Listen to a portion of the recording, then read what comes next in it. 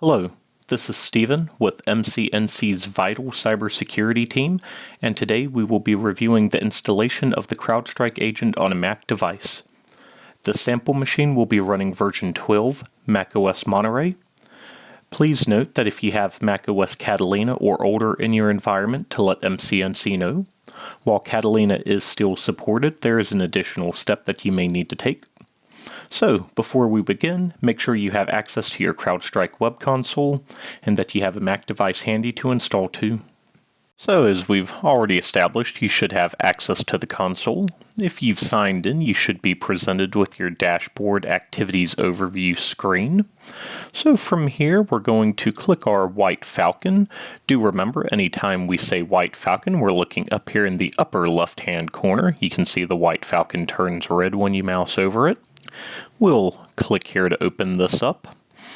Ignore if your options are slightly different from mine. I am in a test console. And from here, we're going to go to the hosts column, which is about the third over. Then we're going to click on the sensors download section right here. So I'll click into the sensors download. Whenever we're installing an agent, we take care to grab our CID here. Mine will be blurred out for sensitivity. Do keep in mind that this is effectively the serial number for your console, so give it some pretty good protection. For the Mac sensor, we've got it highlighted right here. So we'll move over to the side, click download. Now, once this is downloaded, here in Safari, it's popped up, in the upper right-hand corner. We'll also take a moment to take note of the deployment guides. So if you followed the Windows guide or the Linux guide, it can be a little bit simpler. However, Macs, due to some of the way Apple enforces security, are different. So just from within this documentation page, we're going to look at the sensor deployment column right here, and we're looking for Falcon Sensor for Mac. You can also Control F, search Falcon Sensor for Mac, or the general search bar up here will get you there as well. So for now, we're going to click into Mac. Going to zoom in a bit, and we're going to step down to our installation. So when we're installing the agent onto a Mac, we can do it two ways.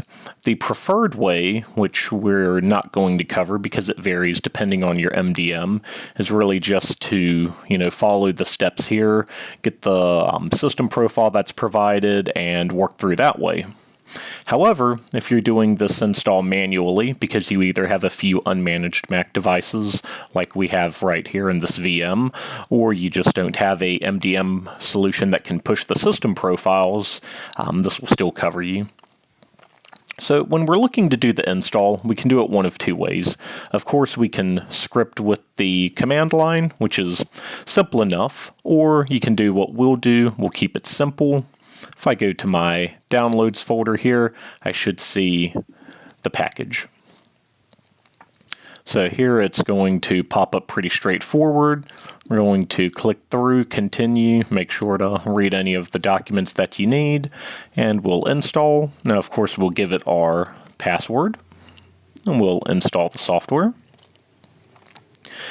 Now, unlike in a Windows install where you'll have already been presented with the chance to give it the CID, here in Mac we have to do something a little bit different. So here we'll close this, and we can move it to the trash if we want. And then we have a couple more things to do. So next we'll have to run the falconctl command to ensure that we give it the proper CID. So for that, we'll jump over to terminal, and we'll slide this around over here, and we'll give it our sudo, so we can get this positioned properly, sudo, and then for sake of not typoing anything, we'll copy what we have here, and we'll paste it in. Now, don't do the common error and highlight this CID here. It's going to be different. So, of course, I just ruined having the CID on my clipboard. We're going to cut away for a moment while I grab that CID and save our editor from having to blur that out a bit. Okay, now that I have the CID, we'll paste that in, and we'll hit enter. Now, once again, we're asked for a password. And I'll key in the wrong password before keying in the right password. And here's very important. We start getting Falcon notifications. So we need to allow the Falcon sensor to run on here. So we're going to open our security system preferences. And if you need to get here manually because you missed this step, you can click Security and Privacy or hit your Command key spacebar, pull up Spotlight Search and key in Security and Privacy. And then here we'll open up our lock.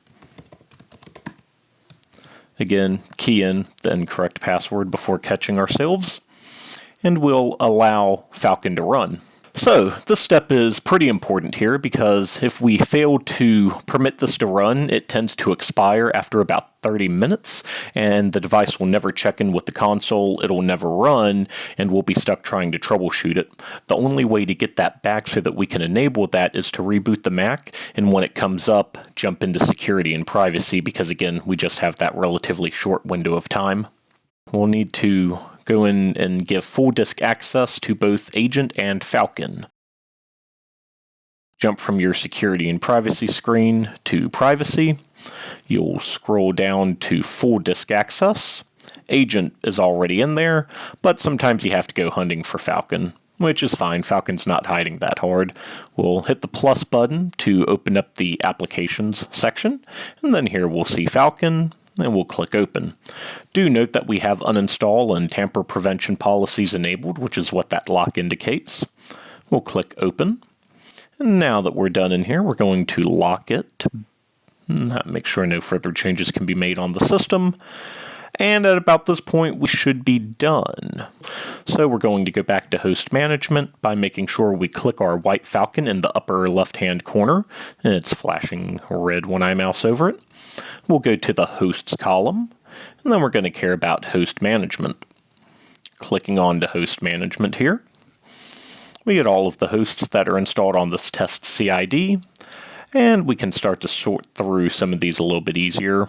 So as always, we're going to worry about clicking on the first scene so we can sort by that. And we'll see here we have S. Walton VM Mac Local.